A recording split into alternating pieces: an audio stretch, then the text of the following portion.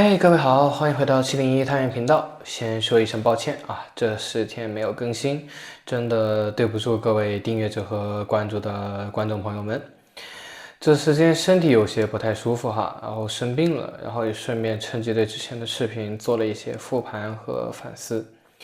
那么接下来呢，我们的频道会有一些变化。首先就是以后我们的视频主要会采用 YouTube 口播的形式，减少过多的视觉素材的这个特效上面的投入。确实，我制作那些就是太多的这种要找一些影视素材和很多这种视频素材，然后剪切，还有一些什么转场特效之类的。因为我这个人比较完美主义，然后我打磨那些细节一般要打磨好久。所以说呢，第一就是说严重的耗费了我时间成本，那确实想偷点懒啊，对不住各位。第二就是说，我觉得就是前几期视频这么做下来呢，它有点对我的这个内容的这个观点的表达和输出的这个深刻度上面产生一些影响。所以未来呢，我想跟各位观众产生更多深刻的交流和表达更深刻的观点。因此呢，所以以后我们就主要还是以这种口播内容的形式。所以说以后呢，我们就是想把一个这个观点和故事呢讲清楚，把一个话题讲清楚，让人听进去，然后想听下去啊，这才是我真正的想做的事情。然后我们再来讲讲这个题材哈，也是我最近一直在思考的问题。前几期呢，我们主要是围绕这个教育问题去讲了一些事情和故事。有些观众朋友们在这个评论区留言哈，说这是哪是教育的问题啊？这是社会问题，本质是政治制度问题。说实话呢，我当时看到这些评论哈，我心里很震动。为什么呢？因为我一直这么想的，我早就这么想了。但是呢，剪辑视频哈，我确实是本人哈有比较怂啊，以前被铁拳捶过。然后不太敢表达一些就是直接真实的观点，然后但是呢，这段时间发生了很多的这个事情，让我决定哈，是时候要改变一下了。所以今天开始呢，我们频道不再是只讲教育，我们会讲更多的一些制度性问题，政治、历史、宗教，尺度会从这期视频开始变得越来越大，说话会越来越直，观点会越来越直白。希望各位观众能够接受，然后如果继续支持我、订阅我，那我也非常的感谢各位观众。那么首先老规矩，先放个片头啊，对不住各位了。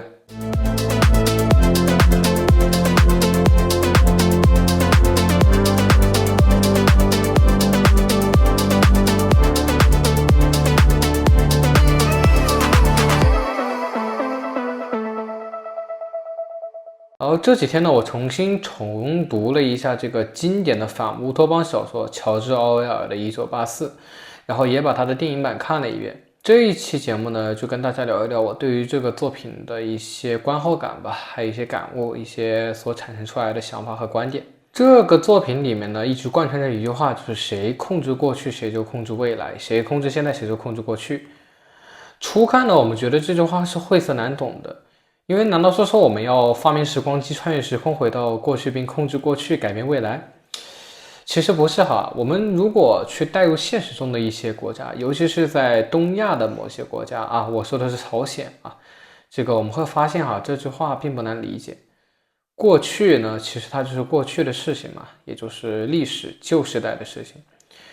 在这个民族主义盛行的时代也好，社会也好，国家也好，地区也好，历史是可以直接作为社会发展力量的，甚至是军事力量。人类利用历史大致分为3种方式。第一呢是从中吸取经验，第二呢是用历史解释现在，第三呢是直接编造历史或者是直接修正历史。很显然呢，在乔治·奥威尔的笔下呢，人类好像只会最后2种办法哈，而现实中的一些人呢，确实也只会这样做。为什么呢？并不是说从历史直接吸取经验很难，因为其实从历史吸取经验这件事如同开卷考试一样简单，甚至等于说一场考试我们直接拿了手机进去搜答案了。但是为什么不这样做呢？因为后2种方法呢更有效且更好用。战争呢它是手段也是目的，这是在1984里面经常说的一句话。什么意思？打赢不是目的，我们保持战争的状态才是目的，不管是我们参与一场战争还是发动一场战争。1984里面呢是用了一些具象化的热战，也就是短兵相接、人杀人的那种战争，就是小说中大洋国、欧亚国、东亚国这3国的战争来诠释这句话。当战争状态持续的时候呢，小说中的集权独裁统治者老大哥便有了理由、借口，不断的去榨取社会资源，剥削人民的剩余价值啊，把人民当韭菜。而一些人呢，甚至会以帮助国家、帮助老大哥战斗为荣，去主动的自我剥削，把自己变成韭菜。这一点其实结合现实不难理解。然后，如果大家有兴趣，以后我也可以结合现实来聊一聊，就是现实中的一些案例。然后我们回到今天节目的话题，当战争状态持续的时候，才能最大程度的把人民合理的欲望及其自由降低到极限，甚至去剥夺性自由。在这个小说中呢，有一个概念叫电幕，你可以理解为就是电视屏幕。然后电幕是干什么用的？就是这个独裁者老大哥哈。这个老大哥呢，他会用电幕去透过背后，一直用一双眼睛去看着每一个国民的日常的生活工作，然后吃喝拉撒，甚至是上床。因为在1984大洋国这个国家里面，这个性呢，它只能去作为生育工具去使用，任何违反这个国家生育意志、繁衍人口这个基本政策的这个性，它都是违法的，都是属于性罪。因此呢，在小说中，当性这个基本的人类的欲望成为罪的时候，男主角温斯顿呢与女主角茱莉亚一开始呢是性交和后来产生的感情，便注定就是悲剧的结局。然后呢，就是部分这个东亚国家，它其实也有过这种极端的生育政策啊，大家可以去搜索一个叫“百日无孩”这个关键词啊，在 Google 上搜索啊，具体的呢我就不讲了。在这里不讲了。如果大家以后有兴趣呢，我也会视情况来出一期视频，讲一讲百日无孩这个事情到底怎么回事。其实最可怕的就是我刚才说的，这些历史都是甚至不到50年的历史，也就是说它随时有可能重蹈覆辙再来。好，回到今天节目，目前呢，现实生活中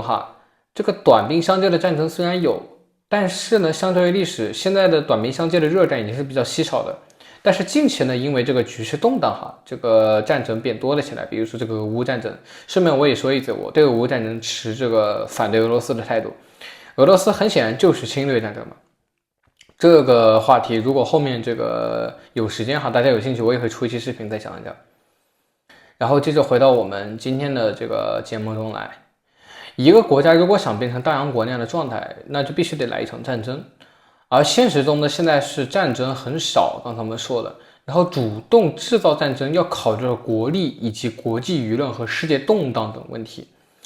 这里我给大家解释一下，就是拿朝鲜举例，朝鲜它有很多核武器嘛，大家也知道金正恩他是个疯子啊，金正恩他想扔个核弹给日本、给这个韩国甚至他丢个核弹炸个华盛顿，都是个一念之间的事情。但是我认为他不会这么傻逼的去做这件事，为什么？独裁者到最后他们想维护的是自己的现在的这个社会地位和这个现在的掌控的资源以及自己的权利力量的权利。那么他们如果去扔了这个核弹，哪怕是扔给韩国和日本，都会带有蝴蝶效应的去引发世界性的一个热战。在世界性的动荡中，天下大乱的时候，那么他们的人民也有可能会起来去反抗，非常有可能起来去反抗。这个时候他们的性命，不说权利的性命都是不保的。我一直认为独裁者有唯一的一个非常致命的弱点，就是他是人，他有生命，他不会去不要命。我一直认为独裁者他唯一的弱点在这。如果大家各位有对这个话题有兴趣那么后面我也可以再出一期视频来讲一讲这个话题。那么接下来继续我们今天的这个话题那么现实中的主动制造战争，刚才我们说的是非常难的。那么因此呢，有一个办法就是从过去找战争是最好的。什么意思？我们可以利用历史给战争找动机，比如民族复仇，比如时刻防御，比如收复国土，又比如统一大业。而这3点恰好就是朝鲜现在经常利用的。有一个俄罗斯导演的这个纪录片叫《太阳之下》非常的幽默，然后又讽刺又现实主义这里幽默是打引号的幽默如果大家有兴趣，我也可以做一期专门的视频来讲一讲《太阳之下》和我看完《太阳之下》的感受。那么《太阳之下》那个主人公呢是一个朝鲜小女孩，叫新美。她在小学上课的时候老师就是经常讲述这个历史上的战争，进而就将这场战争人为的拉长到现在，来让朝鲜的孩子们从小进入战争思想的泥潭里。但如果出现了一个问题，就是历史如果过于久远而与现在产生断代，或者历史并没有太多可以拿来利用的点，那又该如何？就打个比方，我们总不可能拿这个汉朝的这个匈奴进犯的战争去延伸到现在来继续去那个北极俄罗斯的那片以前匈奴的地域吧，这个不可能的事情。这有一个正常人的思维都会觉得，哇，这个人是疯了是吧？一群智障一样的想这么干。那么这个时候该怎么办呢？我们忘记了这个历史终究是历史啊，它是过去的事情。过去的事情现在年轻一代几乎是没真正参与过，包括我们很多人了解二战、了解一战这个历史，我们都是怎么去了解的？我们都是通过口口相传或者媒体或者教育宣传，最直接的就是在课堂上的教育宣传知道的。因此这里就出现了一个 bug。如果说我们人为的去改变历史呢，当然不是说发明时光机穿越回过去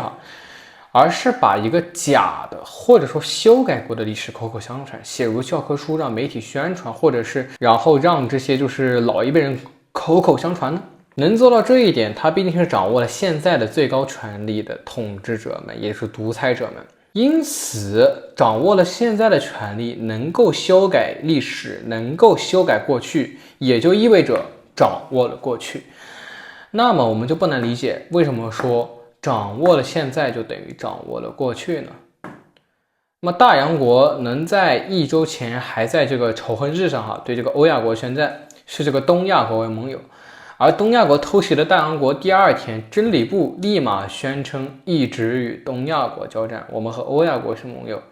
那么真理部呢，给大家稍微解释一下这个概念，就是在1984这个小说中这个真理部呢，就是一个大洋国的这个独裁机构的宣传机器宣传机器，它会修改这个历史和修改这些媒体的这个宣传报道，然后经常给大众制造一些假信息，所以它和这个名字也很讽刺真理，但是都是假的，是不是？那么回到我们今天的节目刚才我们说了，他们能一下子通过真理部转变这样的信息。我们结合现实来看，朝鲜官方教科书上历史教科书上有一些啼笑皆非的笑话，比如说大将军拿这个石头把这个飞机给打下来了，